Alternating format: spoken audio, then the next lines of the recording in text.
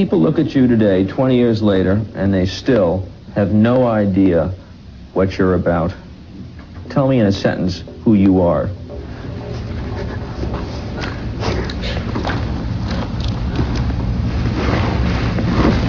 Nobody. I'm nobody. Welcome to Crime Rage Teller, where the darkest tales of crime and chaos come to life. Dive into the shadows of humanity's most chilling stories that will leave you questioning the very fabric of morality. Brace yourself, because the truth isn't just stranger than fiction. It's far more terrifying. Let's begin. Make strong, good pain, understand pain. Not bad. Pain's not bad, it's good. Charles Manson, a name that continues to evoke terror, curiosity, and morbid fascination. Born on November 12, 1934, in Cincinnati, Ohio, Manson's early life set the stage for a tale of manipulation, violence, and chaos that would shock the world. From the very beginning, Manson's life was a series of rejections and instability. Raised by a 16-year-old mother who battled addiction and an absent father, young Charles found himself in a boys' school by the age of 12. Rejected even by his own family, he turned to petty crimes, a path that would eventually lead to years behind bars. Upon his release from prison in 1967, Manson moved to San Francisco, immersing himself in the era's counterculture.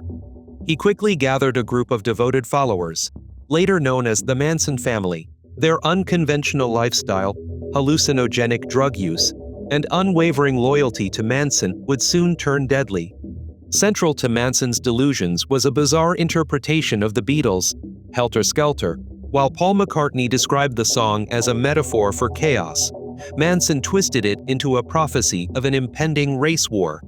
This belief, paired with Manson's messianic complex, drove his followers to commit some of the most infamous murders in American history. In August 1969, under Manson's direction, members of the family brutally murdered 7 people, including actress Sharon Tate, who was 8 months pregnant. The sheer brutality shocked the nation. The house is open now. We see a lot of blood all over the place. Cradles, baby clothes, and that's all.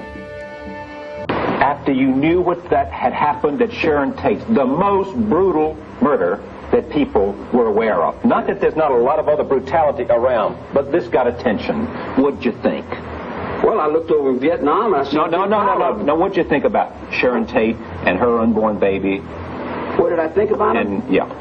It's not my world. I don't live in that world. Well, so you didn't care? Care? Suppose What the hell does that mean, care? Well, it means love. That means some sense Put me in a solitary confinement, break my teeth out, break my ribs, brush me up, kick me down a hole, Right. and then come back and tell me about care. I don't know what care is, man. Tate's death, along with the murders of Leno and Rosemary LaBianca the following night, solidified the Manson family's notoriety.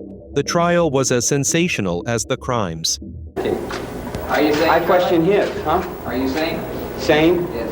That's relative. Think I could talk to you except through music. Van Houten claims she originally lied about Manson's role in the murders to protect him during their first trial. Manson carved an X into his forehead, later altering it to a swastika.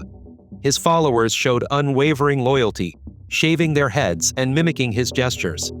In January 1971, Manson and his followers were convicted of first-degree murder and sentenced to death, later commuted to life imprisonment. Charles Manson spent over 46 years behind bars, dying of natural causes on November 19, 2017.